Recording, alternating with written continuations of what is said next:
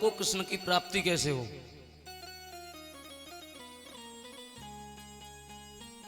गोविंद से मिलने का कोई सरल साधन बताओ। तो सूत जी ने बहुत सुंदर बात कही कि ये आपने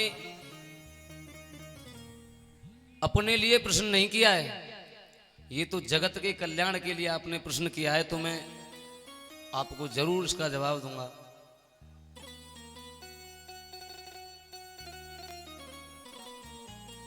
देखिए, ये मनुष्य जीवन क्या है। काल ब्याल मुख ग्रास त्रास निर्णाश हेतवे, यानी ये जो जीवन है वो एक, ये समझो जैसे कि बहुत बड़ा एक अजगर सर्प बैठा हुआ है और उसने ऐसे मुंह को खोल रखा है और हम लोग उसके अंदर बैठे हैं। अच्छा, हम इसमें सुरक्षित कब तक हैं? कब तक सुरक्षित हैं? तब तक ये अपना मुंह बंद नहीं कर लेता है।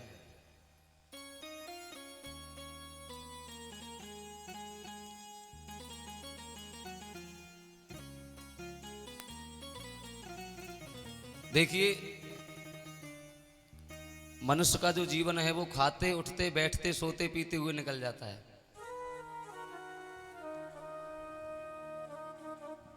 रात को एक सेठ जी सोच रहे थे पड़े पड़े,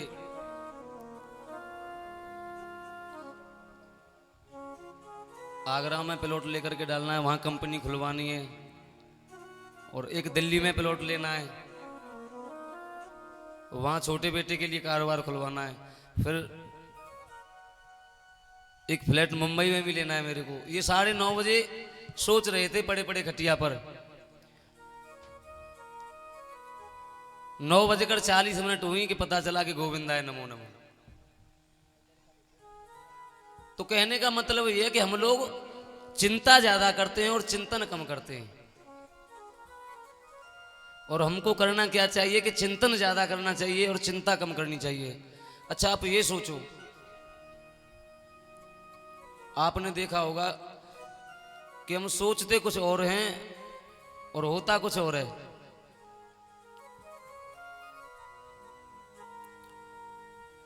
आप किसी से पैसे लेने के लिए जाना तो व्यक्ति हिसाब लगाते हुए जाएगा कि मैं वहां से लेकर के आऊंगा, उसको देना है और उसको देना है। लेकिन वो जैसे ही घर तक आएगा तो कोई तीसरा मिल जाएगा, वो उसके पास पहुंच जाएगा। तो फिर हमारा क्या सोचना, क्यों सोचना हमको इतना कि उसको देना है कि उसको देना है। पहले हमारे पास में आएगा और हमारे पास में जो आ जाएगा हम उसको दे देंगे। इसके बारे में ज्यादा बार बार क्यों सोचना।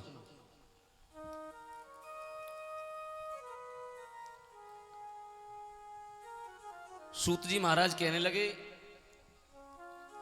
एक बार देवताओं को जब पता चला कि राजसी परीक्षित को श्राप लग चुका है और श्री सुखदेव जी महाराज जी श्रीमद् भागवत कथा का श्रवणपान करा रहे हैं, तो देवता लोग अमृत कलश लेकर के और सुखदेव जी के पास में आ गए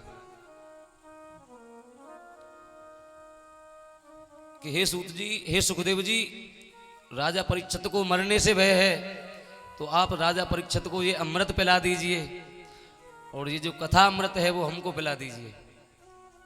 सुखदेव जी ने सोचा, ये देवता तो इस भागवत का मूल्य लगाने लगे जबकि इसका कोई मूल्य नहीं है। सुखदेव जी ने देवताओं को अभक्त समझा, कथा नहीं सुनाई। अच्छा, वो कौन सा अमृत लेकर के आए थे? जो देवता लोग परीक्षित जी के पास में वो अमृत लेकर के आए थे, वो अमृत था जो समुद्र मंथन में से जो अमृत निकला था, वो अमृत कलश को लेकर के देवता लोग भ्रमण करते हुए, उसके पीछे देवता लोगों में झगड़ा हो गया, मारकाट मच गई।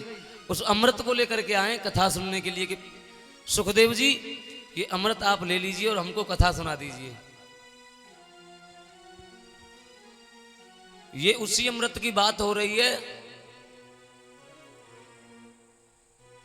जो कि गरुण जी इस अमृत को लेकर के आ गए थे अपनी माता को दास तत्व से छुटकारा देने के लिए। उस अमृत को लेकर के आ गए थे, लेकिन इंद्र ने एक शर्त रखी थी कि आप ले तो जा रहे हो लेकिन ये अमृत मैं किसी को छूने भी नहीं दूंगा। तो वो जैसे ही गरुण लेकर के गए, गरुण जी की मां को दासी बोलते थे सभी, तो देवताओं ने और सभी ने कहा कि हम इसको दास तत्व से छुटकारा दे देंगे यदि ये अमृत का कलश लेकर के हमारे यहाँ ले आए तो गरुण जी ने अपनी मां के लिए उस अमृत के कलश को इंद्र से चुरा लिया, चुरा करके अपनी मां के पास में ले आए, अपनी मां के दास तत्व को खत्म करा दिया और वही अमृत फिर इंद्र चुरा करके ले गया। लेकिन किसी व्यक्तिगत किसी को अमृत नहीं पिलाया और वो अमृत आज परीक्षित को पिला रहे हैं देवता।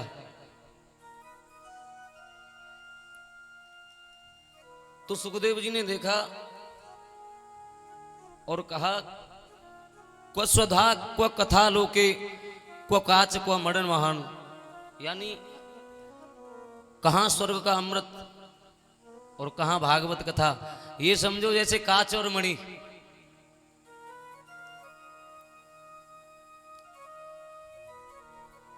अमृत को सुखदेव जी ने काच समझा है, भागवत को मणि समझा है।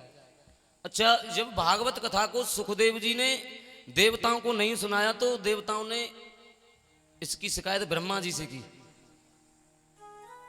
कि हमको सुखदेव जी ने कथा नहीं सुनाई, अमृत के बदले में भी कथा नहीं सुनाई।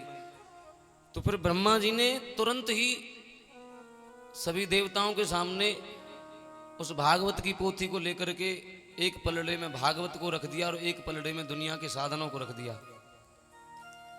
लेकिन जो भागवत का पलड़ा है वो नीचे हो गया और जो दुनिया के साधन है वो ऊपर हो गए। तो ब्रह्मा जी ने कहा कि ये भागवत कोई पोथी नहीं है, कोई पुस्तक नहीं है। श्रीमद् भागवतोख्यम प्रत्यक्ष कृष्ण है वही, यानी ये जो श्रीमद् भागवत है वो प्रत्यक्ष में श्री कृष्ण भगवान है।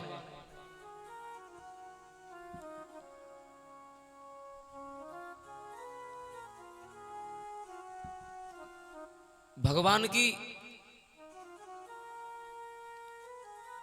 कथा हमको निष्काम भाव से सुननी चाहिए। आज ब्रह्मा जी ने उस अमृत कलश को जैसे ही कथा को तोला है, तोल करके बताया देवताओं को कि ये कोई साधन नहीं बल्कि ये श्रीमद् भागवत प्रत्यक्ष में श्री कृष्ण का ही रूप है। और इस भागवत को सबसे पहले नारद जी, ब्रह्मा जी ने अपने पुत्र नारद जी को सुनाया, सनत कुमार जी को सुनाया। ब्रह्मा जी ने अपने पुत्र सनत कुमारों को सुनाई सबसे पहले भागवत, और फिर सनत कुमारों ने नारद जी को भागवत सुनाई। तो सूत जी कहने लगे, सौनकादिक ऋषि कहने लगे सूत जी महाराज से कि महाराज हमारी समझ में नहीं आया कि नारद जी ने भागवत कैसे सुन ली। हमने तो सुना है कि नारद जी 2 घड़ी से ज्यादा कहीं ठहरते नहीं है, और भागवत तो यदि भागवत में थोड़ा सा भी मन चंचल हो जाए तो कोई लाभ नहीं है भागवत सुनने का। तो नारद जी ने भागवत को कैसे सुन लिया?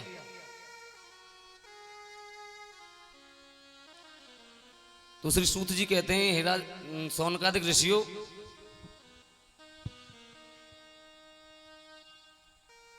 एक समय नारद जी बड़ी तीव्र गति से दौड़े हुए चले जा रहे थे। घूमते घूमते घूमते घूमते बद्रीनाथ होकर के नारद जी दौड़े हुए चले जा रहे हैं। जैसे ही बद्रीनाथ धाम में पहुंचे, सनक सनंदन सनातन और संत कुमार चारों भाई वहां विराजमान हैं। चारों भाइयों ने नारद जी को देखा और कहा कि नारद जी, आपका जो मुख वो कमल के समान खिला रहता था और मैं देख रहा हूं कि आज आपका मुख बहुत उदास है, ऐसा क्यों?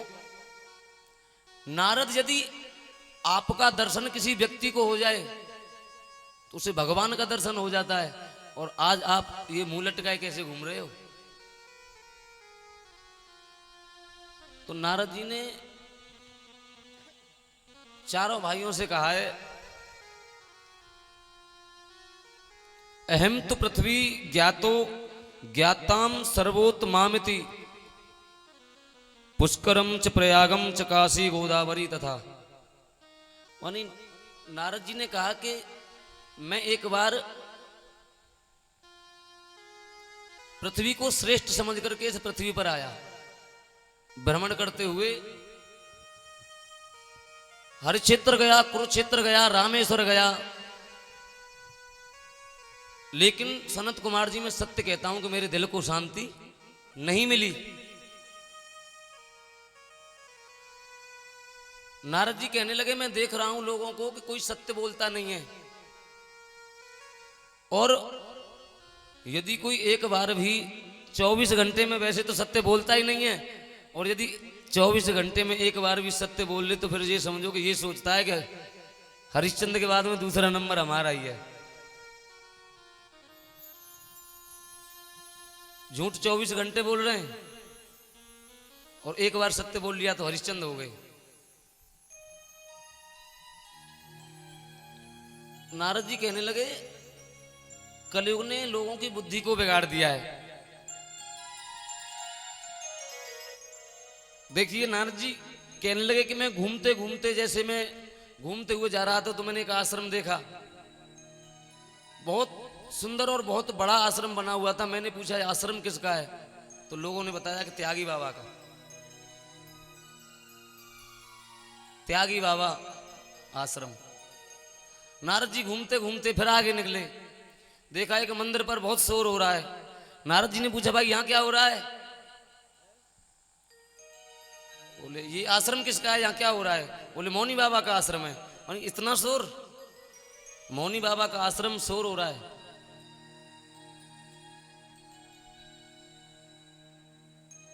नारद जी घूमते हुए देखते हुए जा रहे हैं, आगे पहुंचे एक आश्रम फिर मिला, देखा ये आश्रम किसका है? बोले ब्रह्मचारी जी का। ये बच्चे किसके खेल रहे हैं? ब्रह्मचारी जी के। ये नारद जी ने कलयुग में देखा, भागवत में लिखा हुआ है, नारद जी ने ये कलयुग में देखा, लोगों की बुद्धि को बिगाड़ दिया कलयुग ने। नारद जी कहने लगे तरुणी प्रभुता गेहे श्याल को बुद्धिदायक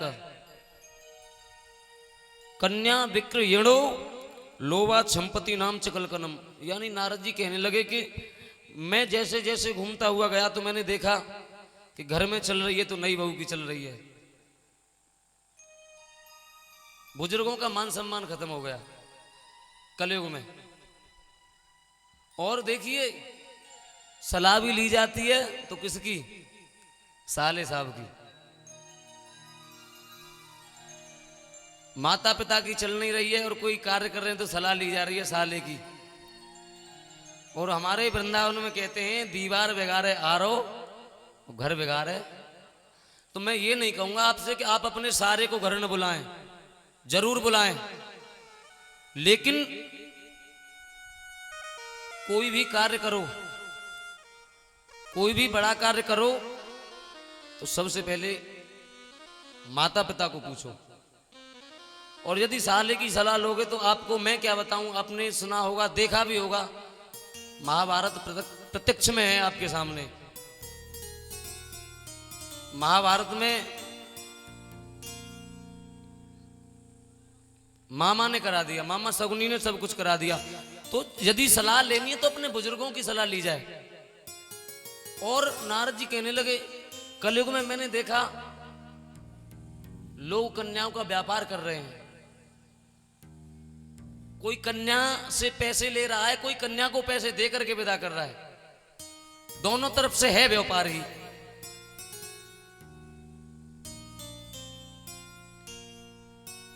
बेचारा गरीब व्यक्ति तो ये समझो कि आज कहीं का नहीं है। 3 लाख रुपए 5 लाख रुपए जेब में होंगे तो हम अपने लड़के की शादी करेंगे, अन्यथा तुम्हारी लड़की से शादी नहीं करेंगे। या तो इधर व्यापार समझ लो या फिर लड़की वाले को दे दो, है व्यापार ही दोनों तरफ से। तो नारद जी ने कहा कि कलयुग में व्यापार होने लगा है कन्याओं का। तो सनत कुमार जी कहने लगे नारद जी देखो घर में नई बहू की चलती है तो अच्छी बात है, चलनी चाहिए।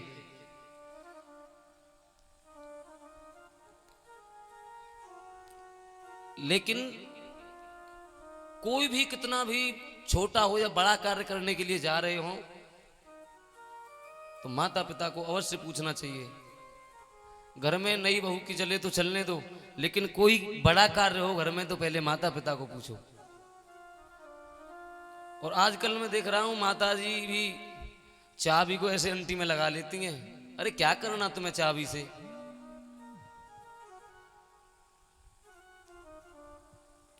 बच्चे हो गए, नाती हो गए, अब भजन करो, क्या करना तुम्हें चाबी से? करने दो बच्चों को। लेकिन चाबी को माताजी अंटी से बाहर निकालने को तैयार ही नहीं है। घर में झगड़ा बस इसी बात का हो रहा है। घरों में झगड़ा ज्यादातर मैं देखता हूं तो इसी बात का होता है, चाबी के चक्कर में। तो नारद जी ने सनत कुमारों से कहा कि कलयुग में जो लोगों ने बुद्धि को विकृत कर दिया है लोगों की को, और कोई किसी की नहीं सुन रहा है, कोई माता पिता की नहीं सुन रहा है।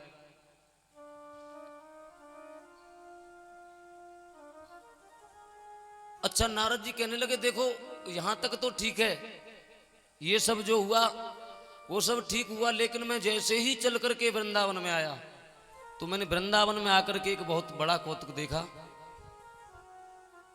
कि दो वृद्ध पुरुष एक सुंदर स्त्री की गोद में लेटे हुए हैं। स्त्री जवान है और उसके बेटा जो है वो वृद्ध हैं, और वहां भीड़ लगी हुई है। नारद जी वहां से जा रहे थे। नारद जी ने भीड़ को देखा तो वहां पहुंच गए। देखा कि एक माता जो है भक्ति देवी और अपने दोनों पुत्रों को लेकर के पड़ी हुई हैं। तो भक्ति देवी, जैसे ही नारद जी भक्ति देवी के पास में पहुंचे तो भक्ति देवी ने बताया कि ये मेरे दोनों पुत्र हैं जो वृद्ध अवस्था में लेटे हुए हैं और मैं इनकी माता। लेकिन नारद जी, होना ऐसा चाहिए कि मुझे वृद्ध होना चाहिए और इन बच्चों को जवान होना चाहिए। अच्छा, वृंदावन में आपने देखा होगा भक्ति जवान है, ज्ञान वैराग्य को कोई पूछने वाला नहीं है। न जाने कहां कहां से लोग वृंदावन में आ रहे हैं। सब संत तो नहीं है, केवल भक्ति।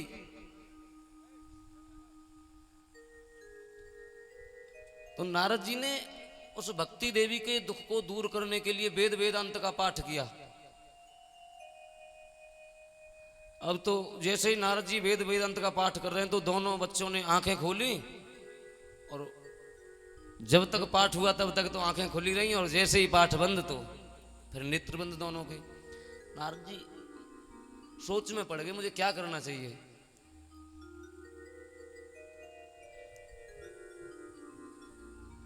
अब नारद जी ने वेद वेदांत का पाठ किया, कुछ भी समझ नहीं आया नारद जी के। आज नारद जी ने सोचा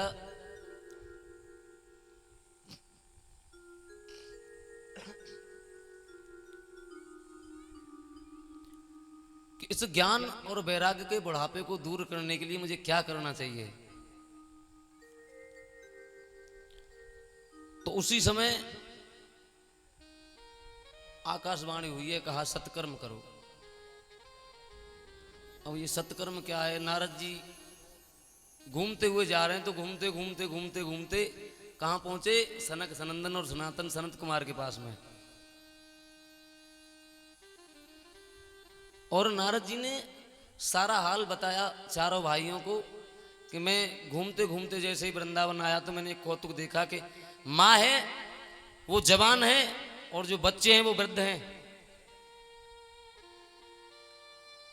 ऐसा कौन सा उपाय किया जाए जो कि बच्चे जवान हो जाएं और मां वृद्ध हो जाए।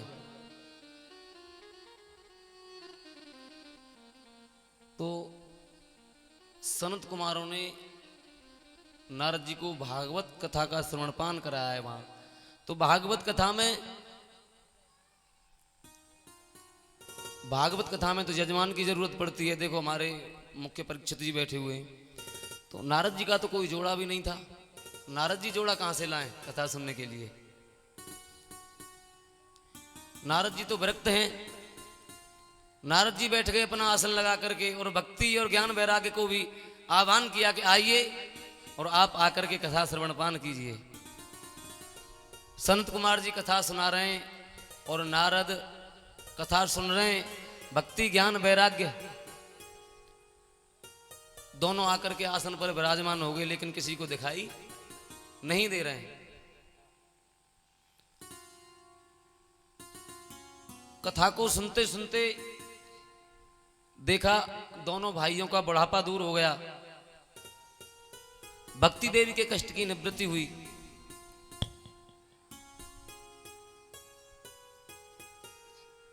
तो संतों ने कहा 88,000 ऋषियों ने, अच्छा ऋषि 88,000 बैठे हुए लेकिन सभी की तरफ से प्रश्न करता है तो कोई एक करता है बस, बाकी सभी सुनते हैं और एक प्रश्न करता है। तो संतों ने प्रश्न किया है कि यदि कोई भक्त भागवत सुन करके उसका मोक्ष हो जाए वो एक अलग बात है, क्या किसी दुष्ट की भी मुक्ति हो सकती है कथा सुनने से? तो नारद जी ने बहुत सुंदर कथा का श्रवणपान कराया है। आइए 2 मिनट पहले हरि कीर्तन और उसके बाद में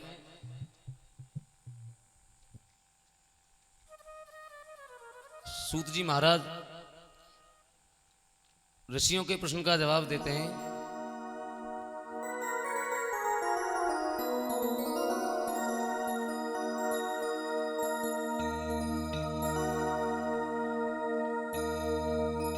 जय जय राधा रमण हरि बोल रे, जय जय राधा रमण हरि बोल, जय जय राधा रमण हरि बोल रे, जय जय राधा रमण हरि बोल, जय जय राधा रमण हरि बोल रे, जय जय राधा रमण हरि बोल।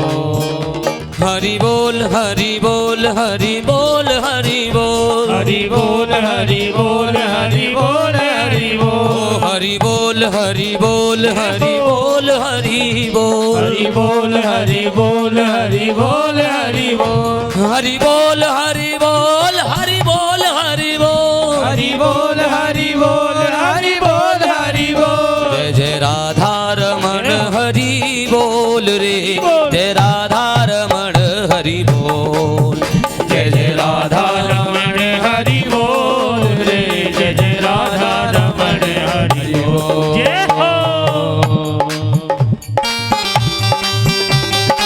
हरि बोल। हाथ भागे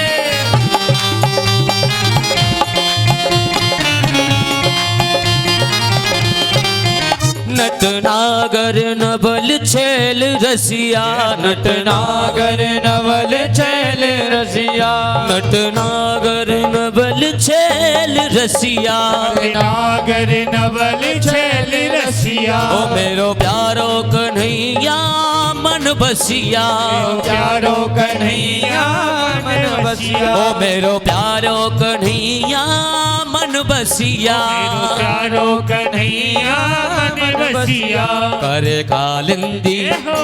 कालिंदी फूल की लोल रे, जय राधा रमण हरि बोल, जय जय राधा रमण हरि बोल रे, जय जय राधा रमण हरि बोल। ओ जय जय राधा रमण हरि बोल रे, जय राधा रमण हरि बोल, जय जय राधा रमण हरि बोल रे, जय जय राधा रमण हरि बोल।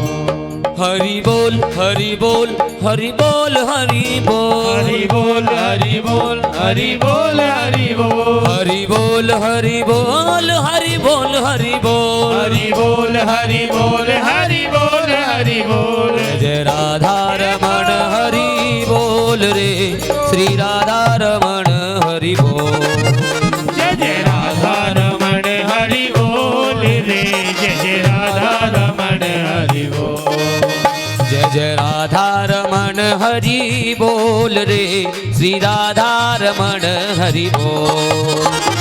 राधा रमण हरि बोल रे, श्री राधा रमण हरि बोल। हरि बोल। सभी तालियों की सेवा देते हुए सभी से निवेदन है, ताली अवश्य बजाएं। श्री हरि।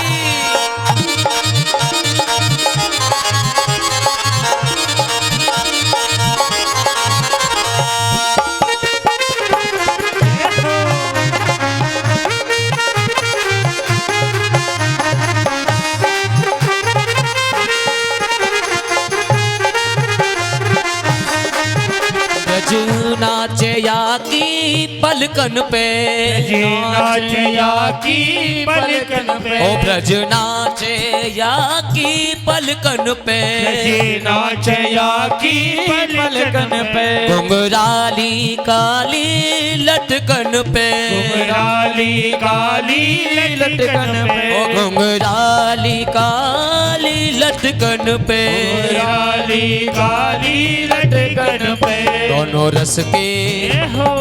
रस के भरे हैं कपोल रे, श्री राधा रमण हरि बोल। जय जय राधा रमण हरि बोल रे, श्री राधा रमण हरि बोल। ओ जय जय राधा रमण हरि बोल रे, जय राधा रमण हरि बोल। जय जय राधा रमण हरि बोल रे, जय राधा रमण हरि बोल। जय जय राधा रमण हरि बोल रे, श्री राधा रमण हरि बोल। जय जय राधा रमण हरि बोल रे, जय जय राधा रमण हरि बोल। जय जय राधा रमण हरि बोल रे, जय जय राधा रमण हरि बोल।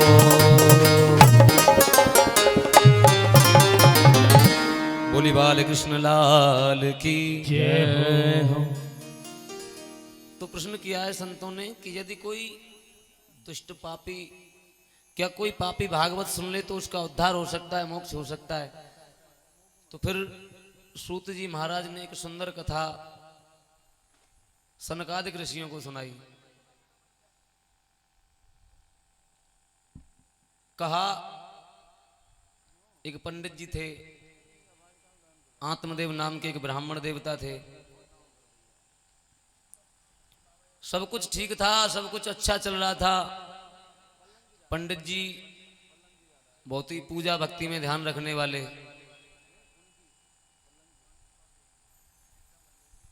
लेकिन एक कमी थी। वो क्या कि पंडित जी के कोई संतान नहीं थी। और कुछ दिन तो लोगों ने देखा तो फिर कुछ दिन बाद लोग आए और पंडित जी को परेशान करने लगे, कहने लगे, अरे पंडित जी आपके तो कोई बेटा नहीं, कोई बेटी नहीं, आपके यहाँ गाय है वो भी कोई बछड़ा बछिया नहीं देती, आपके यहाँ तुलसी भी सूख जाती है। अच्छा, पड़ोसियों का आना शुरू हो गया आत्मदेव जी के घर में। ये जो पड़ोसी भी होते हैं बड़े भाग्यों से मिलते हैं। कहीं कहीं पड़ोसी तो इतने अच्छे मिल जाएं, कहो तो गए। ये जो पड़ोसी होते हैं बड़े भाग्यों से मिलता है। नहीं तो मैंने देखा है पड़ोसियों को कि पड़ोसियों के घर को लूटने में लगे हुए हैं।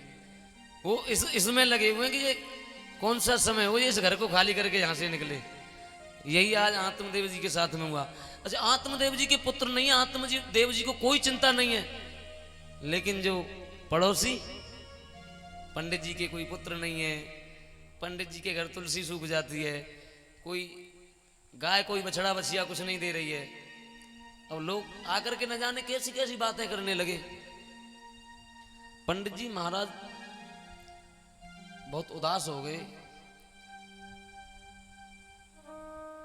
उदास होकर के जंगल में चले गए और ये सोच करके जंगल गए कि अब मैं पुत्र की प्राप्ति करके ही जंगल से लौटूंगा। आत्मदेव जी जंगल में बैठे हैं, रोने लग रहे हैं। एक संत आए, संत ने आत्मदेव जी के मुख को देखा, कहा ब्राह्मण तो कोई ज्ञानी मालूम होते, लेकिन ये रोना धोना क्यों? संत जी पहुंच गए आत्मदेव जी के पास में। तो आत्मदेव जी ने संतों के चरणों को पकड़ लिया।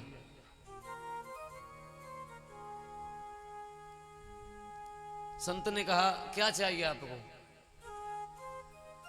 कि महाराज मुझे कुछ नहीं चाहिए, मुझे एक बेटा चाहिए। संत जी ने देखा, कहा कि संतान तो आपके 7 जन्म नहीं है।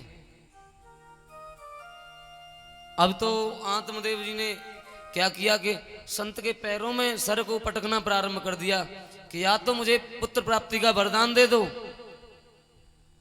और नहीं मैं आपके चरणों में सर को पटक पटक करके यहीं मर जाऊंगा।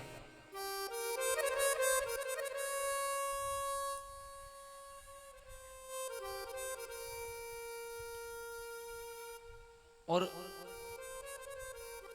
संत ने देखा, संत ने बहुत समझाया आत्मदेव जी को, कहा क्यों पुत्र मांगते हो, किस लिए पुत्र मांग रहे हो? इसलिए कि मरने के बाद में वो आपके सर में डंडा मारेगा, घी भर देगा खोपड़ी में, इतना ही तो कर सकता है, और क्या करेगा? और चलो पुत्र सुपुत्र निकल आया तो घी भर देगा, और आत्मदेव जी यदि कैसे भी पुत्र कुपुत्र निकल आया तो फिर क्या करोगे? वो सारी जिंदगी आपको दुख देता रहेगा। और वो एक लोटा घी नहीं, एक बाल्टी घी भी डाल देगा तो उससे कुछ होने वाला नहीं है। आपको क्या जरूरत है? भगवान से क्या मांग रहे हो आप? भगवान से यदि हम जाना है तो भगवान के दरबार में कुछ मांगना है तो भगवान से नहीं मांगना है, भगवान को ही मांगना है। और जब भगवान आ जाएंगे तो फिर कमी किसकी रहेगी? तो संत ने बताया कि आप गोविंद को अपना पुत्र माने और उसकी सेवा करें। अब आत्मदेव जी कहने लगे इन संतों के पास में आ जाओ तो बस यही बातें हैं, कोई कितना भी परेशान हो ये अपना सत्संग सुनाने में लग जाते हैं। मुझे ये सत्संग नहीं सुनना है, मुझे पुत्र चाहिए। और देखिए कहते हैं संत कृपा भगवंत कृपा दोनों बराबर कृपा होती हैं।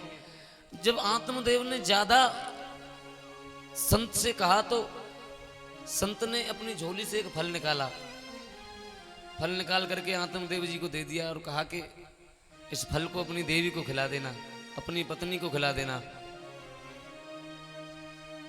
इससे सुंदर और एक भक्त पुरुष का जन्म होगा। आज आत्मदेव जी उस फल को लेकर के घर में आए। आत्मदेव जी की जो पत्नी उनका नाम है धुंधली देवी।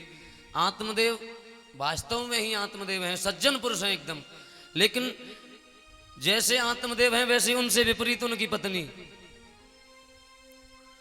यदि पंडित जी घर आ जाएं तो समझो कि न जाने कितनी बड़ी पतिव्रता है, सेवा में लग जाती है। और पंडित जी घर से बाहर गए तो कभी उसके घर में जा, कभी उसके घर में जा, कभी वहां जा। जब तक 2-4 पड़ोसियों से झगड़ा नहीं कर लेना तब तक तो धुंधली देवी को चैन ही नहीं पड़ता है। आज पंडित जी ने फल ला करके धुंधली देवी को दे दिया, कहा देवी ये फल मुझे एक संत ने दिया है, इस फल को ग्रहण करने से तुम्हारे जरूर पुत्र होगा। आज आत्मदेव भी बहुत खुश हुए कि शायद अब मेरे पुत्र होगा। धुंधली ने उस फल को तो ले लिया, कहा कि ठीक है मैं खा लूंगी। आत्मदेव जी वहां से चले गए भजन करने के लिए, लेकिन धुंधली ने क्या किया, उस फल को लेकर के बैठी हुई है और सोच रही है खाऊं या न खाऊं, खाऊं या न खाऊं, बार बार सोच रही है। अच्छा, उतने में एक पड़ोसन आ गई और मैं देखता हूं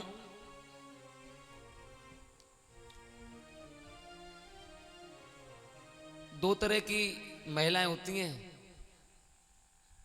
पड़ोसी के घर में जाएंगी, पहले तो वहां रो करके पूछेंगी अरे बीबी कहा भाई हो वन की कशु ना, अरे बीबी मैं कहते न कहूंगी तो बता तो सही कहा बात है, कैसे उदास है कछु ना, देख तुम अपनो ना मानती जाओ जते ना बता रही। मैंने तो ये बात कही है कहते आज तक, धीरे धीरे धीरे धीरे करके सब पूछ लेंगी और पूछने के बाद में उसको पूछ करके वहां रो रो करके पूछ रही हैं और फिर आगे जाकर के हंस हंस के बता रही हैं।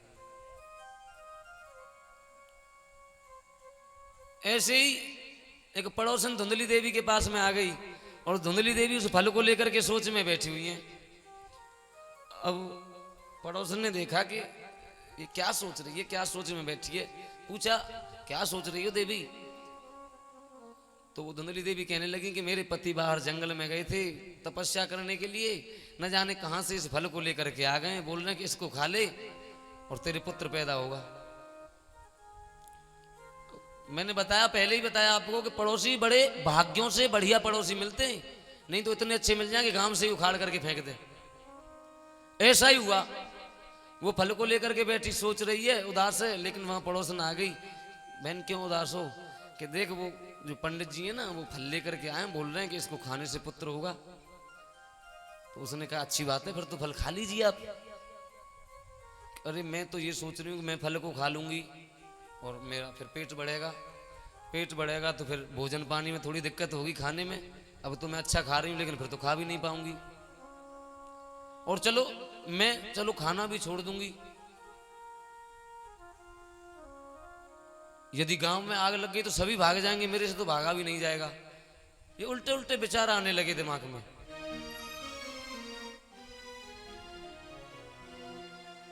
फल को खाने के लिए तैयार नहीं है।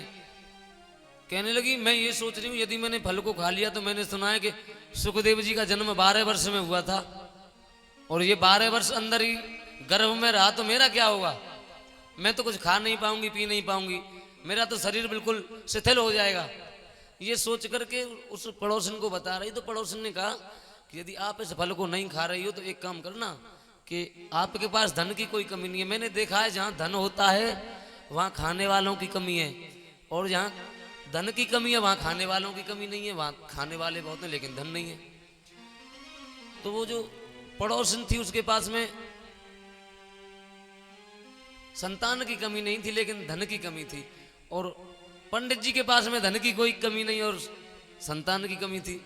तो वो कहने लगी कि फिर तू उदास क्यों है, फल को नहीं खाना चाहती है? कि नहीं खाना चाहती हूँ। एक काम कर लो, इस फल को गाय को खिला दो, इस फल की भी परीक्षा हो जाएगी। और सुनो, मेरे कुछ दिन का गर्भ है और मैं तुम्हारे पति से छुप करके इस बेटे को मैं तुम्हें दे दूंगी, क्योंकि मेरे घर में खाने वालों की कमी नहीं है, खाने की कमी है, और तुम मुझे कुछ धन दे देना क्योंकि तुम्हारे यहाँ धन की कोई कमी नहीं है। तो वो तैयार हो गई धुंधली देवी। बोली ठीक बहन, तूने ठीक कहा, बिल्कुल सही कहा तूने। आज उस फल को खिला दिया गाय को। समय व्यतीत हुआ, धीरे धीरे समय व्यतीत हुआ, तो कुछ समय बाद उस गाय को जो फल खिलाया था उस गाय के एक पुत्र का जन्म हुआ, जिसका शरीर तो मनुष्य जैसा है लेकिन कान गाय जैसे हैं। और उस पड़ोसन के भी एक पुत्र हुआ। उस पड़ोसन ने पुत्र को लेकर के रात ही रात में उस धुंधली देवी को दे दिया, और धुंधली देवी ने शोर कर दिया कि मेरे भी पुत्र हुआ है, मेरे भी पुत्र हुआ है। आज तो आत्मदेव जी का खुशी का ठिकाना नहीं है। कहां तो घर में एक पुत्र नहीं था और आज 2-2 पुत्र। धंधकारी आत्मदेव जी की खुशी का ठिकाना नहीं है। अब आत्मदेव जी ने सोचा कि मैं अपने बच्चे का नाम अपने नाम के अनुसार रखूंगा और मेरा बेटा भक्त होगा। तो आत्मदेव जी कहने लगे मैं अपने बेटे का नाम रखूंगा परमात्मा देव। लेकिन धुंधली बैठी थी बराबर में, बोली अच्छा 9 महीने हमने रखा, कष्ट हमने सहे, जो कुछ किया वो हमने किया बच्चे के लिए, और नाम रखोगे तो अपने नाम से। ऐसा नहीं हो सकता है, इसका नाम तो मैं अपने नाम से रखूंगी। मेरा नाम है धुंधली देवी, इसका नाम रखूंगी धुंधकारी। आज उस बच्चे का नाम धुंधकारी रख दिया। और जो गाय के बछड़ा हुआ था उसका नाम गोकर्ण रख दिया, क्योंकि उसका शरीर मनुष्यों जैसा था और कान गाय जैसे थे, तो इसलिए उनका नाम गोकर्ण जी रख दिया। अब धीरे धीरे बड़े हो रहे हैं।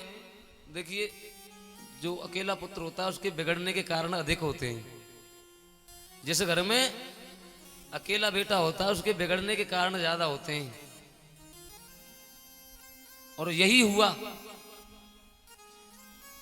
धीरे धीरे धंधकारी कंचा खेलने लगे। घर वालों ने नहीं रोका। ताश पत्ते खेलने लगे। घर वालों ने कुछ नहीं कहा कि अरे अभी तो बच्चा है, सुधर जाएगा, अभी क्या है, बड़ा होगा तो धीरे धीरे सुधर जाएगा। लेकिन हमको चाहिए कि बच्चों में जो संस्कार छोटे से ही डालने चाहिए। आपने सुना होगा, कहावत कहते हैं कि कच्ची मिट्टी को मोड़ दिया जाता है, लेकिन पक करके जो घड़ा बन जाता है वो मिट्टी फिर मुड़ती नहीं है। तो बच्चों को, हमको छोटे से ही बच्चों को संस्कार देने चाहिए। आज आत्मदेव जी भजन करते रहते हैं। धुंधली देवी को भी कोई चिंता नहीं कि मेरा पुत्र पत्ते खेल रहा है, कंचा खेल रहा है, कोई चिंता नहीं कि सुधर जाएगा धीरे धीरे, अभी तो छोटा है, अभी तो छोटा है। और वो जैसे जैसे बड़ा होता गया, अब तो पत्ते भी छोड़ दिया उसने, अब तो वो जुआ खेलने लगा। अब जुआ में हारने लगा तो फिर शराब पीने लगा। अब तो घर वालों को भी परेशान करने लगा। माँ से कहने लगा, माँ मुझे धन दे। और माँ सोचती क्या है, मेरा एक ही तो बेटा है और है किसका, ये सारा धन इसी का है, मैं करूंगी क्या इस धन का। वो लेती और उसको धन दे देती, उसको बिगाड़ती चली गई। उसने थोड़ा मांगा, उसने ज्यादा दिया उसे। अब वो शराब पीने लगा, धन ले जाने लगा माँ से लूट करके। माँ नहीं देती तो जबरदस्ती करने लगा। शराब पी पी पी करके रात को कभी 12 बजे आता है घर में, कभी 2 बजे आता है, कभी 10 बजे आ रहा है। यही पता नहीं कि घर कब आना है, कब जाना है। उसका कोई समय ही नहीं रहा घर आने का।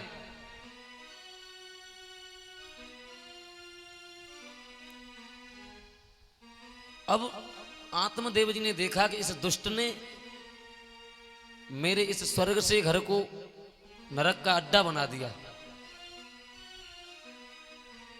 दारू पीता है, मदिरापान करता है, उल्टा सीधा भक्षण करता है। अब तो आत्मदेव जी को चिंता होने लगी कि मुझे क्या करना चाहिए।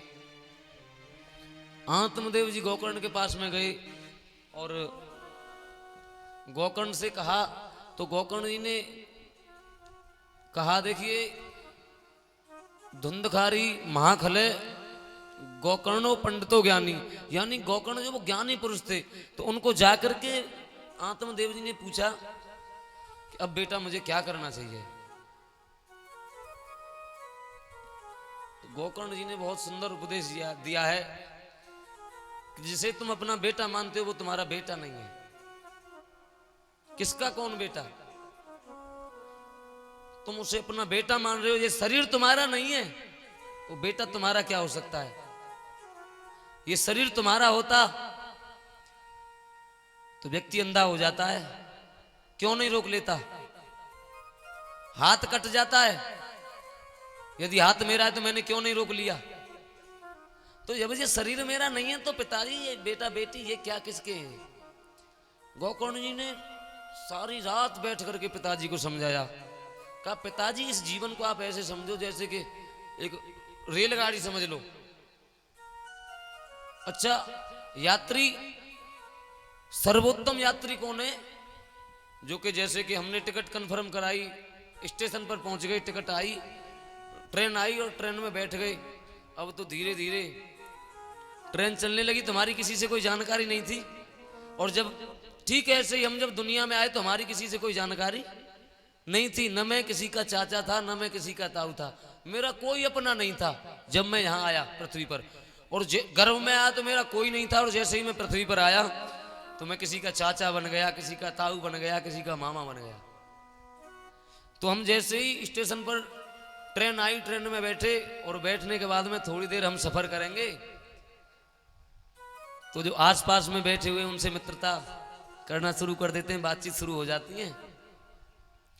अब तो धीरे धीरे धीरे धीरे बातें बहुत गहरी होने लगती हैं।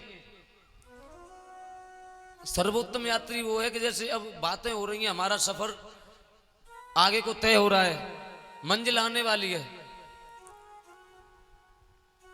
तो यात्री सर्वोत्तम यात्री वो है जो कि एक स्टेशन पहले ही अपने बैग को उठा करके तैयार कर ले कि अब मुझे जाना है। और कभी कभी ऐसा होता है, ट्रेन में बैठ के हमारी इतनी मित्रता हो गई उनसे कि अब तो उनको छोड़ करके जाने का मन ही नहीं कर रहा है। ट्रेन स्टेशन पर आकर के खड़ी हो गई, लेकिन उनकी बातें खत्म नहीं हो रही हैं, वो बिल्कुल उनको अपना मान करके ऐसे लगे हुए। फिर क्या होगा, यदि आप उस ट्रेन से नहीं उतरोगे तो फिर टीटी आएगा और आपको जबरदस्ती उतार देगा।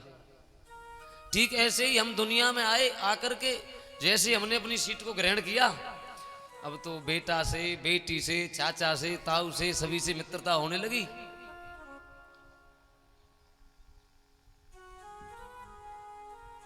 गंतव्य पर पहुंचे, अब उनको छोड़ने का मन नहीं कर रहा है। कैसे छोड़ दूं मैंने, कैसे छोड़ दूं मैंने। लेकिन हमको चाहिए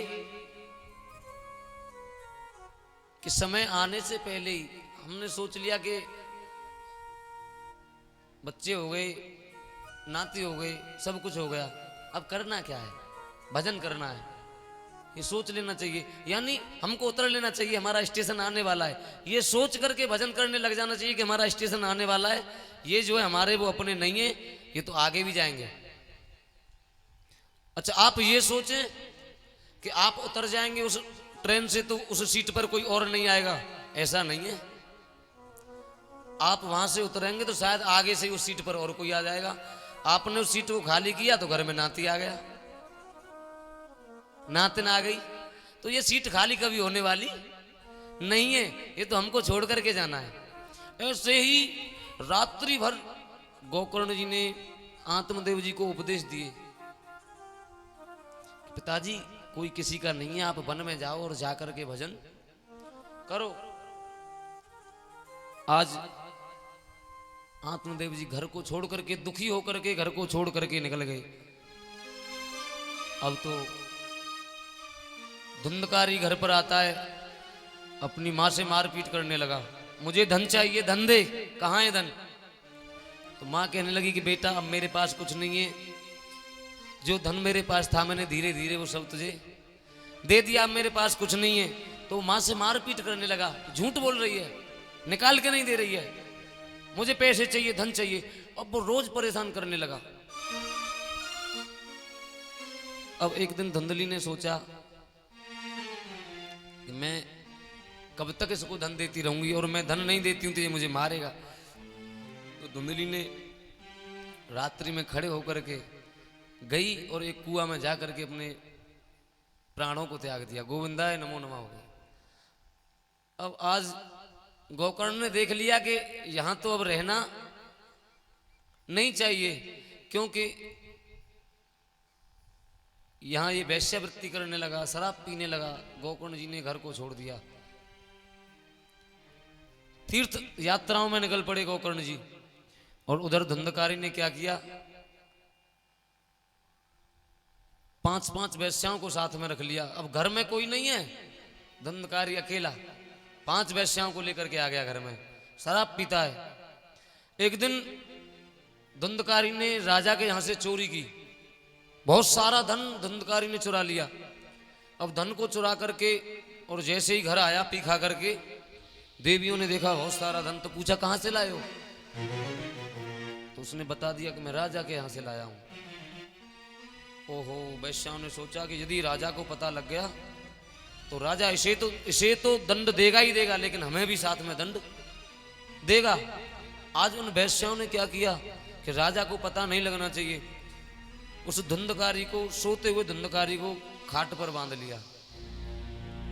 गरम जलते हुए लक्कड़ लेकर के धुंधकारी के मुंह पर अंगारे रख दिए, तड़पा तड़पा करके धुंधकारी को मार दिया। धुंधकारी का प्राणांत हो गया। और वैश्याओं ने घर को छोड़ करके वैश्याएं बाहर हो गई। अब गोकर्ण जी को पता चला कि हमारा भाई धुंधकारी अब इस दुनिया में नहीं रहा, तो उन्होंने गया में जाकर के श्राद्ध किया। और फिर घूमते घूमते भ्रमण करते हुए जैसे ही अपने गांव में आए तो रात्रि का समय था। अब रात्रि को गोकर्ण जी ने सोचा कि यदि मैं गांव वालों को जगाऊंगा तो फिर ये मेरे स्वागत सम्मान में लग जाएंगे, और इनको क्या जगाना रात्रि में। गोकर्ण जी चुप से आकर के, संत पुरुष का लक्षण होता है कि वो कभी किसी को दुख नहीं पहुंचाना चाहता है। तो गोकर्ण जी ने सोचा कि मैं अब क्यों जगाऊं किसी को, जा करके मैं अपने घर पर चलता हूं और वहीं रात को आराम करता हूं। अब जैसे ही धुंधकारी गोकर्ण जी घर में आए और आकर के आसन बिछाया, आसन बिछा करके लेटने की तैयारी चल रही है कि कभी तो बिल्ली बन जाता है, कभी कुत्ता बन जाता है, कभी बकरा बन जाता है। गोकर्ण जी ने देखा, कहा अरे भाई कौन हो, हमको क्यों डरा रहे हो, तुम हो कौन तुम। गोकर्ण जी ने अपने कमंडल से जल का छींटा लेकर के जैसे ही उसके ऊपर डाला तो वो धुंधकारी अपने रूप में प्रकट हो गया। कहने लगा कि मैं आपका भाई हूं धुंधकारी, और मुझे कैसे भी बचा लीजिए, इस प्रेत योनि से मुझे कैसे भी छुटकारा दिला दीजिए। तो गोकर्ण जी ने देखा और कहा कि धुंधकारी तू, मैंने सुना है गया में जिसका श्राद्ध कर दिया जाए, जिसका तर्पण कर दिया जाए, उसकी मुक्ति हो जाती है, और तुम भले आदमी अभी प्रेत बने पड़े हो। धुंधकारी कहने लगा भैया तुम गया में एक बार नहीं 100 बार भी मेरा तर्पण करा दोगे तो भी मैं इस प्रेत योनि से छुटकारा नहीं पा सकता हूं, क्योंकि मैंने पाप कर्म इतने किए। तो गोकर्ण जी ने कहा कि चलो कोई नहीं, हम सुबह देखेंगे और आपकी कोई मुक्ति का साधन खोजेंगे। अब आज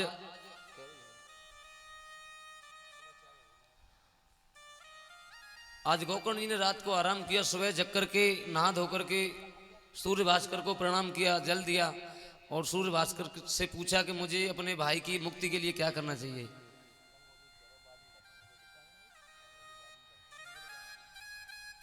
तो प्रेरणा दी कि धुंधकारी को प्रेत योनि से छुटकारा दिलाने के लिए भागवत कथा का श्रवणपान कराया जाए, तो शायद धुंधकारी इस प्रेत योनि से मुक्त हो सकता है। अब तो आज गोकर्ण जी ने, गांव वालों ने एक सुंदर मंच बनाया गोकर्ण जी के लिए, और अपने भाई के निमित्त गोकर्ण जी कथा करने के लिए बैठ गए, और भी श्रोता आने लगे कथा सुनने के लिए। और एक बांस का बगीचा था पांडाल के पास में। अच्छा, प्रेत जो होता है वो हवा होती है, तो हवा कभी एक जगह तो ठहर नहीं सकती है, हवा चलेगी वो उधर ही उड़ जाएगी। अब तो धुंधकारी जो है बार बार उड़ता है, तो उसने जाकर के अपने लिए स्थान खोजा। जो बांस का बगीचा था, उस बगीचे में जाकर के एक बांस के अंदर धुंधकारी ने प्रवेश किया। अब बांस के अंदर तो हवा जा नहीं सकती है। कथा शुरू हो गई।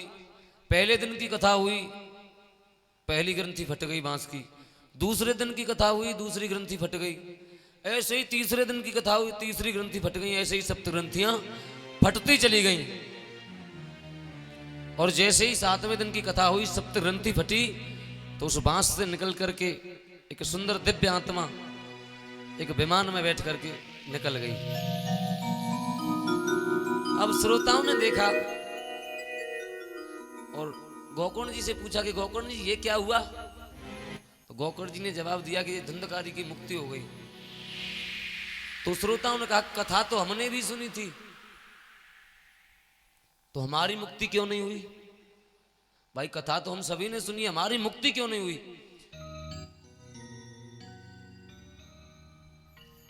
तो गोकर्ण जी ने बताया श्रोताओं को कि कथा में भेद होने से हमको कथा का लाभ नहीं मिल पाता है। हमको कथा सुनने की जरूरत नहीं है। और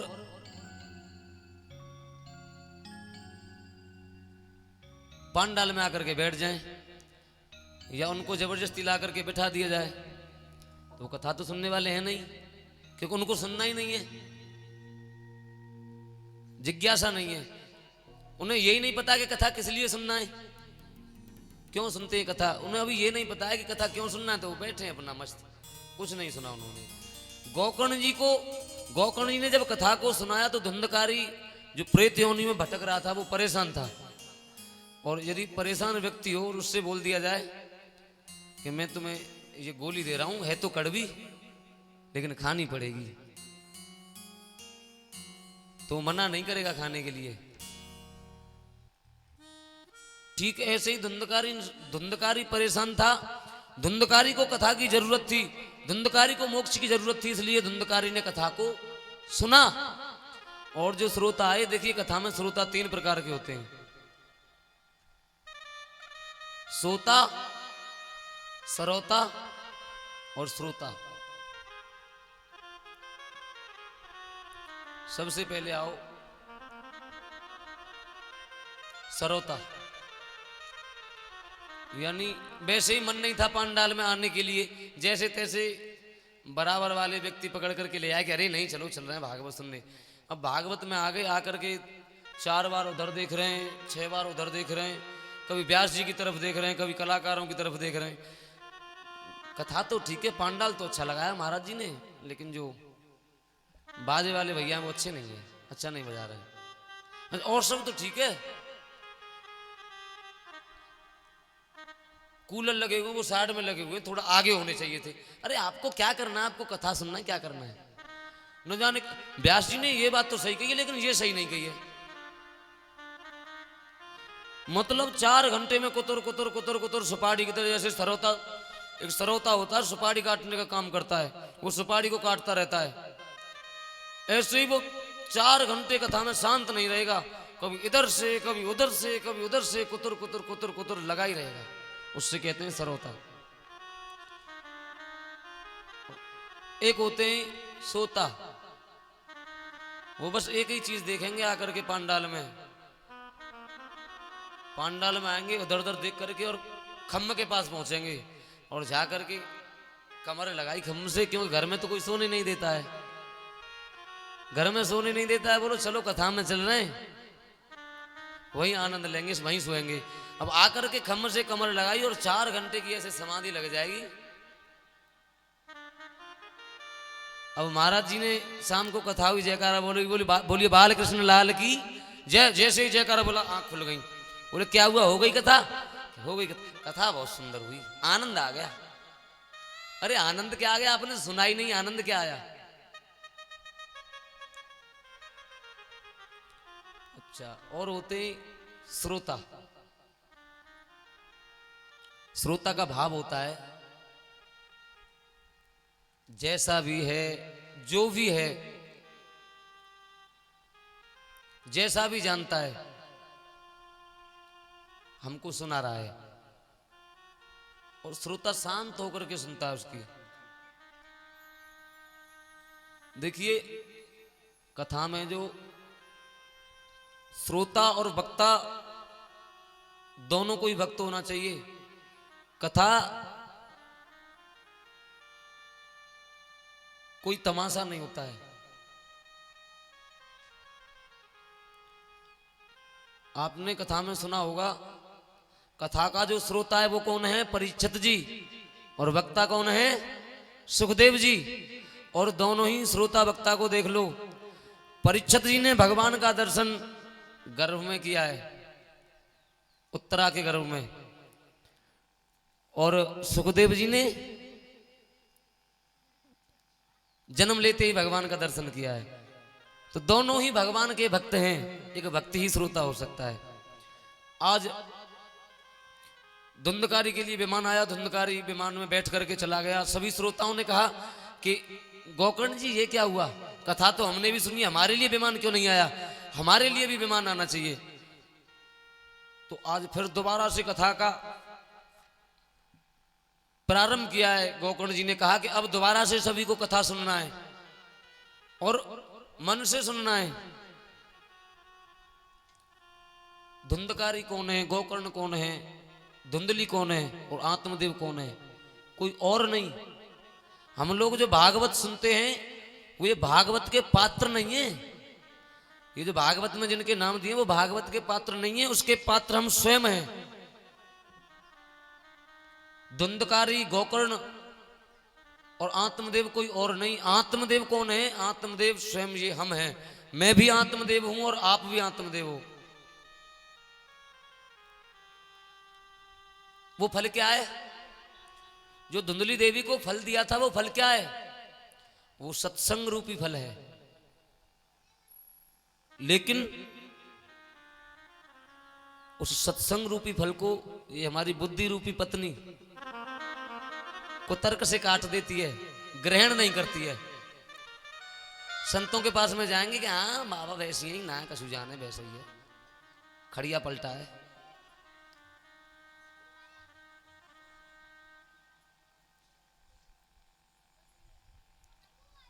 तो आज कथा को श्रवणपान कराया सुखदेव जी ने, गोकर्ण जी ने, सभी श्रोताओं को दोबारा से कथा सुनाई। और जिन लोगों ने कथा को सुना उन सभी के लिए विमान आ गया, लेकिन उसमें दो चार फिर भी रह गए।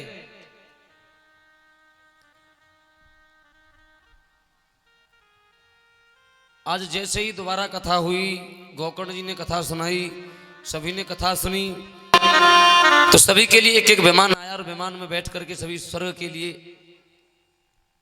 प्रस्थान कर गए। और सूत जी ने कहा कि देखिए,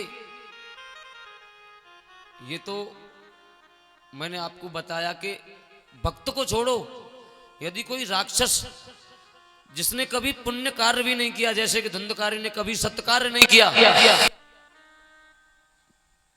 भक्त को मोक्ष तो मिलता ही मिलता है, मुक्ति मिलती है भागवत सुनने से। लेकिन यदि कोई प्रेत आत्मा, ये इंसान भागवत सुन ले वो एक अलग बात है, उसको तो मुक्ति मिलनी है। लेकिन यदि हम प्रेत के निमित्त कथा कराएं, मैंने सुना है लोग बोलते हैं कि वहां हम जाते हैं तो वहां कोई रात को रहता है, कोई हवा रहती है, वो प्रेत होता है। अच्छा, उस प्रेत के लिए क्या होता है? ये जो भागवत हुई थी, गोकर्ण जी ने जो कथा की थी वो प्रेत आत्मा के लिए की थी। धुंधकारी जो है वो प्रेत बन गया था, प्रेत आत्मा में भटक रहा था, दुख दे रहा था लोगों को। तो ये मनुष्य के लिए तो है ही, लेकिन ये प्रेत आत्मा के लिए, जिसने संसार में दुराचार किया हो, हमेशा पाप कर्म किए हैं, यदि वो भी भागवत सुन लेता है तो भागवत सुनने से उसका भी उद्धार हो जाता है। बोली वृंदावन बिहारी लाल की। तो ये होता है कथा का, जो मैंने आपको सुनाया वो है कथा का महात्मा। अब सुनिए कथा सुनने के नियम।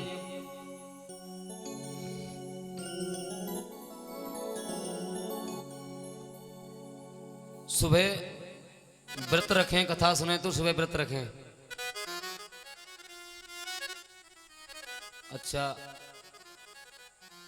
कुछ लोग ऐसे होते हैं जिन्हें व्रत की बोल रहे हो, सुबह सुबह ही भोजन चाहिए, दिन बाद में निकलेगा, भोजन पहले चाहिए। अब वो कथा कैसे सुनेंगे? तो फिर कहा है कि थोड़ा फलाहार ले लेना चाहिए। अब कोई व्यक्ति ऐसा होता है बोला फलाहार से तो हमारे कुछ होता ही नहीं है महाराज जी।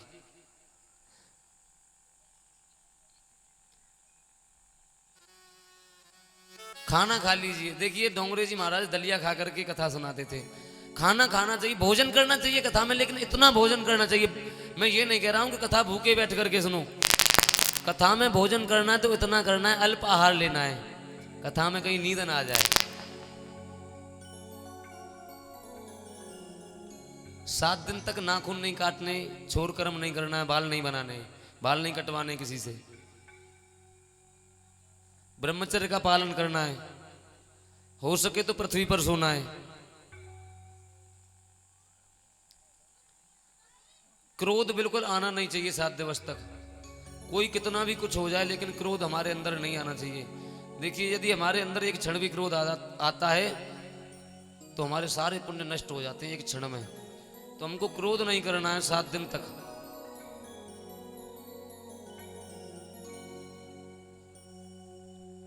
ब्रह्मचर्य का पालन करना है। यही कथा के नियम होते हैं। और कलश वाली माताएं, बहनाएं, कन्याएं, उनके लिए ये नियम है कि शाम को अपने अपने कलशों पर दीपक जलाना है।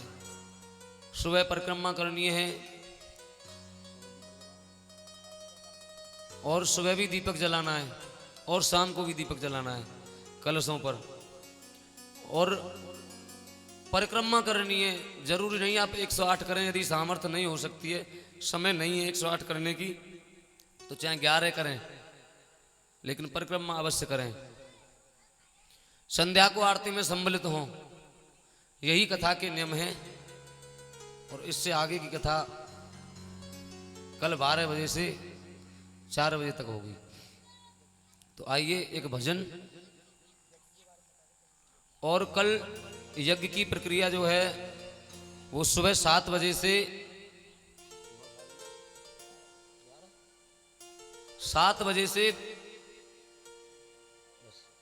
10 बजे तक यज्ञ होगा। तो हमारे यज्ञ में यज्ञपति तो आहुति देंगे ही, लेकिन मैं निवेदन करूंगा सभी ग्रामवासियों से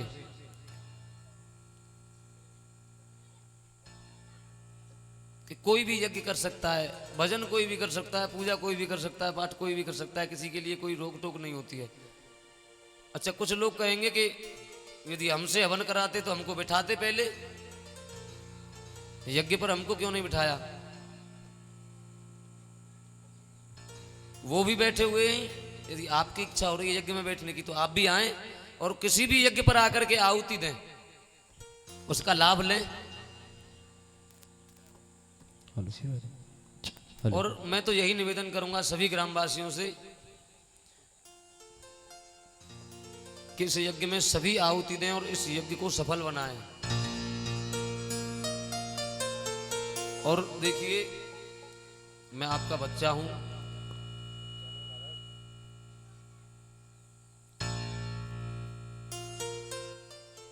आप लोगों को पूर्ण रूप से मेरा सहयोग करना है, हर तरह से, तन से, मन से और धन से। तो सबसे पहले तो आपको तन से यहां आना है, सबसे पहले यहां आना है।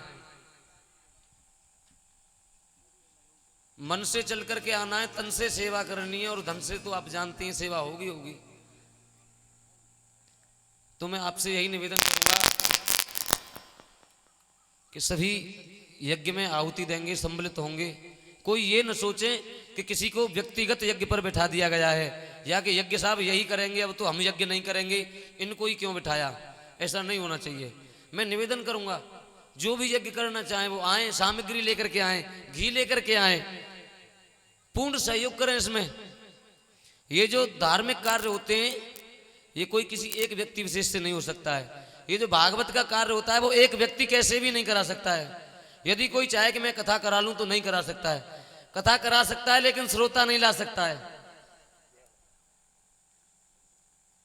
कथा करा सकता है लेकिन कलश वाली कन्या नहीं ला सकता है। कथा ही तो करा सकता है।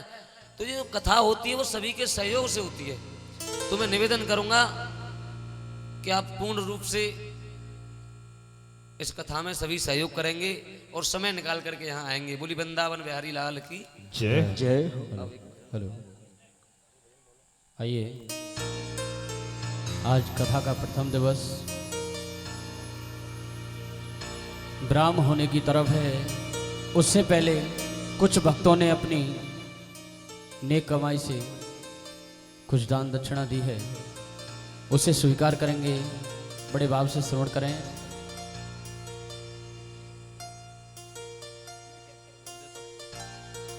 ये 21 रुपये गिरिराज सिंह जी, 2 कौली। 11 रुपये पीयूष चौधरी जी जावरा से। ये 100 रुपये रामेश्वर सिंह जी, 2 कौली। और ये 5 रुपये नवीन आड़तिया जी, 2 कौली से। और ये 100 रुपये जगदीश सिंह जी, 2 कौली। इन सभी के लिए एक बार जोरदार ताली बजाएं सभी भक्तजन। देखिए, कहते हैं बूंद बूंद से घड़ा भरता है, कोई बात नहीं, वो तो श्रद्धा भाव की बात है, लेकिन फिर भी एक ही बात कहूंगा कि दान देते समय कभी मजाक मत करना। कोई भी दान देना है दिल खोल करके दीजिए, जो भी देना है, चाहे दीजिए 1 रुपया, चाहे दीजिए लाख लुटा दीजिए, पर श्रद्धा भाव अनुसार। ठीक है, आइए। राधे राधे श्री हरि। आइए। और यह कॉपी है ना, ठीक ठाक भरवा दे करो। हाँ नहीं कर लेते, भरवा दिए हैं, बोले भी मैंने को थोड़ा अच्छा लगा। राधे राधे। हो मेरी बीती उमरिया सारी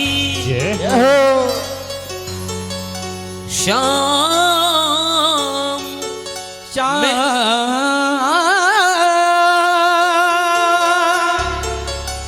मोरी बीती उमरिया सारी हो, मोरी बीती रे उमरिया सारी।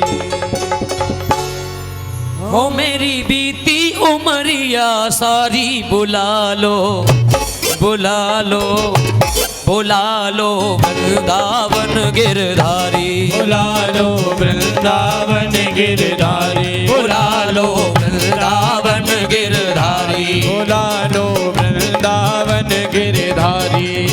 मेरी बीती उमरिया सारी शाम, मेरी बीती उमरिया सारी सारी रे मेरी बीती उमरिया सारी, हरि जी मोरी बीती उमरिया सारी। बुला लो बुला लो बुला लो वृंदावन गिरधारी, बुला लो वृंदावन गिरधारी, बुला लो वृंदावन गिरधारी।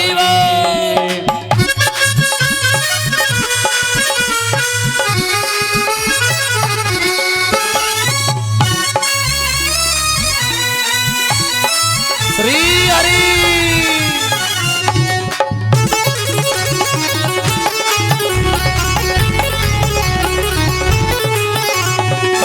मोह ममता ने डाला डेरा, मोह ममता ने डाला डेरा, मोह ममता ने डाला डेरा, मोह ममता ने डाला डेरा। ना कोई दिखे रस्ता तेरा, ना कोई दिखे रस्ता तेरा, ना कोई दिखे रस्ता तेरा, ना कोई दिखे रस्ता तेरा। दीन दयाल पकड़ लो भैया, ओ दीन दयाल पकड़ लो भैया, दीन दयाल पकड़ लो भैया, दीन दयाल पकड़ लो भैया। अब मुझको आस तुम्हारी, बुला लो ना बुला लो वृंदावन गिरधारी, बुला लो वृंदावन गिरधारी, बुला लो। जय हो।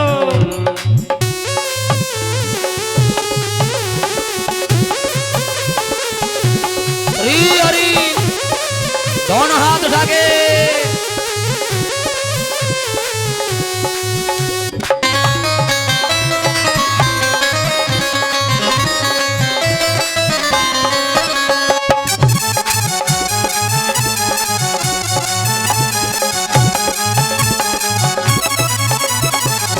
करुणा कर मेरे नटनागर, करुणा कर मेरे नटनागर, करुणा कर मेरे नटनागर, करुणा कर मेरे नटनागर। जीवन की मेरी खाली गागर, जीवन की मेरी खाली गागर, जीवन की मेरी खाली गागर, जीवन की मेरी खाली गागर। अपनी दया के सागर भर दो, अपनी दया से सागर भर दो, अपनी दया के सागर भर दो, अपनी दया से सागर भर दो। मैं आया हूँ शरण तुम्हारी, बुला लो ना बुला लो वृंदावन गिरधारी, बुला लो वृंदावन गिरधारी, बुला लो वृंदावन गिरधारी, बोलो वृंदावन गिरधारी। श्याम मेरी बीती उमरिया सारी, श्याम मोरी बीती उमरिया सारी, श्याम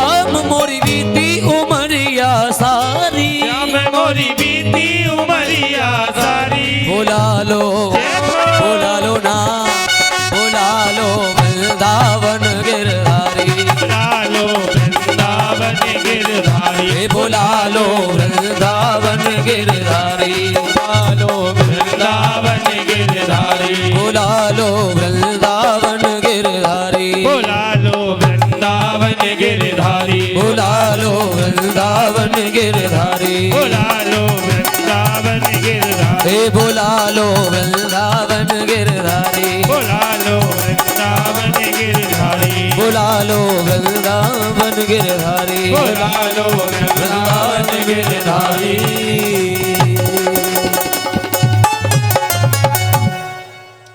सभी आइए और सभी भक्त खड़े हो जाएं। भागवत जी की आरती और कल ठीक 12 बजे सभी यहाँ उपस्थित होंगे। जो कथा का समय है वो 12 से 4 बजे तक और जो हवन का समय है वो 7 बजे से 10 बजे तक। हरि ओम मा चंद्रमा मनसोर्जाख्यो हो सौर्यो अजायत श्रोत्राद्वाय च प्राण च मुखाय अजायत। हरि ओम मा।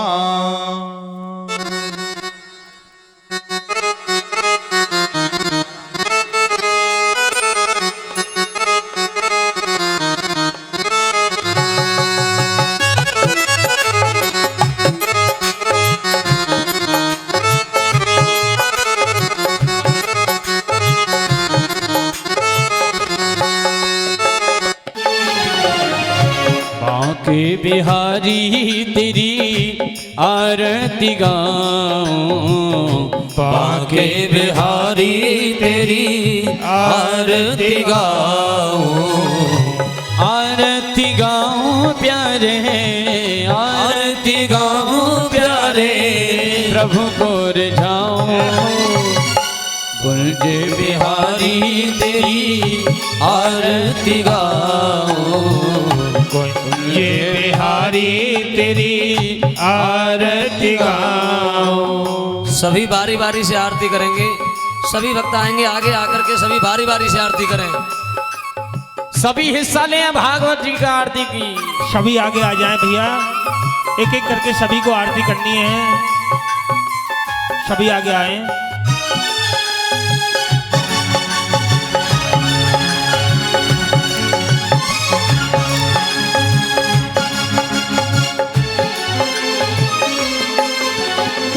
मोर मुकुट तेरे शीश पे सोहे, मोर मुकुट तेरे शीश पे सोहे, प्यारी बंसी मेरो मन मोहे, प्यारी बंसी मेरो मन मोहे, या बंसी पे मैं तेरी बंसी पे मैं बल बल जाऊं, कुंज बिहारी तेरी आरती गाऊं, बांके बिहारी तेरी आरती गाऊं। जय हो।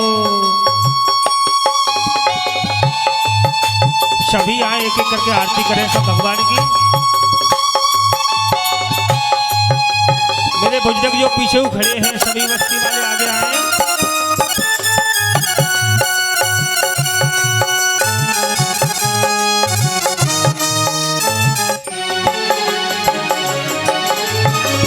चरणों से निकली है गंगा प्यारी, चरणों से निकली है गंगा प्यारी, जिसने सारी दुनिया तारी, जिसने सारी दुनिया तारी, उन चरणों में मैं, उन चरणों में शीश नवाऊं, कुंज बिहारी तेरी आरती गाऊं, आके बिहारी तेरी आरती गाऊं, कुंज बिहारी तेरी आरती गाऊं। जय हो। जो दादा लोग पीछे खड़े हैं कृपया आगे आए, आरती करें सभी। आपसे ही कह रहा हूँ जी, आपसे। वह कोने में खड़े हैं, सभी आगे आ जाएं।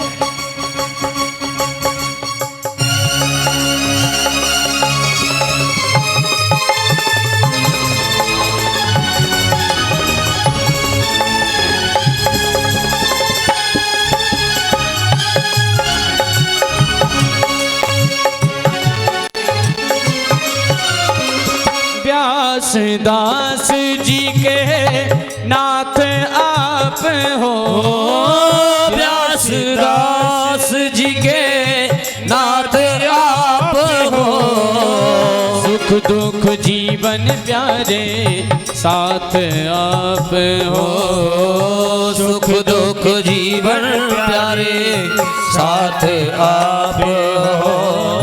तेरी छवि को मैं, तेरी छवि को मैं नयन बसाऊं, गिरहारी तेरी आरती गाऊं, बांके बिहारी तेरी आरती गाऊं। जय हो।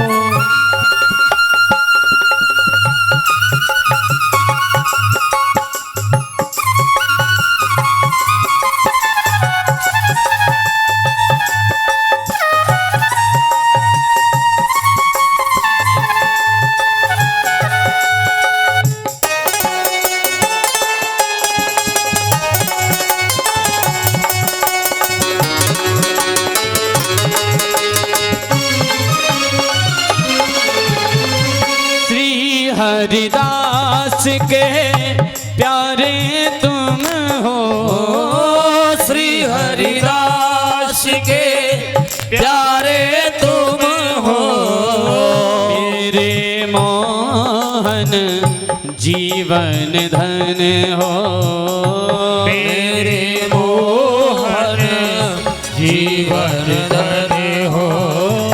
युगल छवि पे में, युगल छवि पे में बल बल जाऊं, बाके बिहारी तेरी आरती गाऊं, बाके बिहारी तेरी आरती गाऊं। जय हो।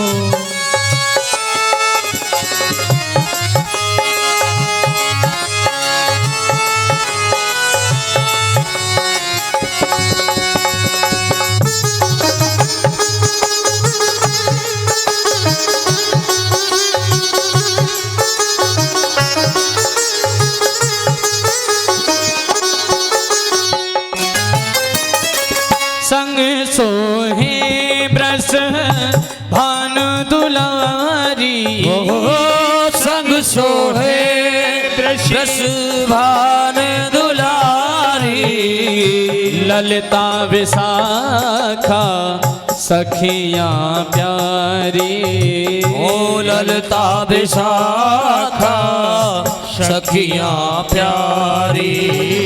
तेरे चरण की मैं प्रभु के चरण की रे भक्ति में पाऊं, कुंज बिहारी तेरी आरती गाऊं, बांके बिहारी तेरी आरती गाऊं, बांके बिहारी तेरी आरती गाऊं, बांके बिहारी तेरी आरती गाऊं।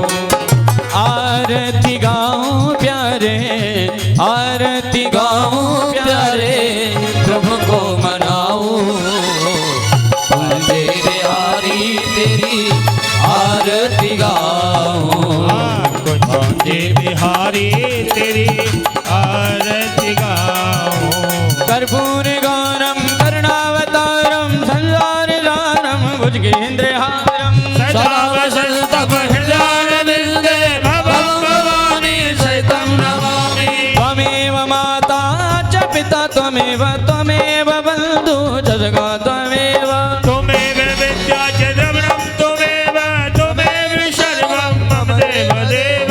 अश्वत्थम केशवम राम नारायणम कृष्ण दामोदरम वासुदेवम हरिम श्रीधरम माधवम गोपिका वल्लभम जानकी नायकम श्री रामचंद्रम भजे, जानकी नायकम श्री रामचंद्रम भजे, जानकी नायकम श्री रामचंद्रम भजे, जानकी नायकं श्री रामचंद्रं भजे, जानकी नायकं श्री रामचंद्रं भजे, जानकी नायकम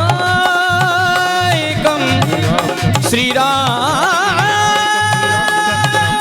जानकी नायकं श्री रामचंद्रं रामचंद्रम भजे।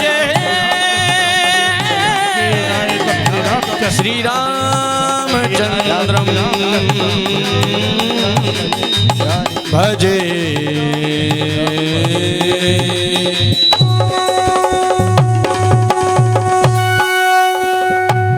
हरि ओम देव हो शांतिरंतर के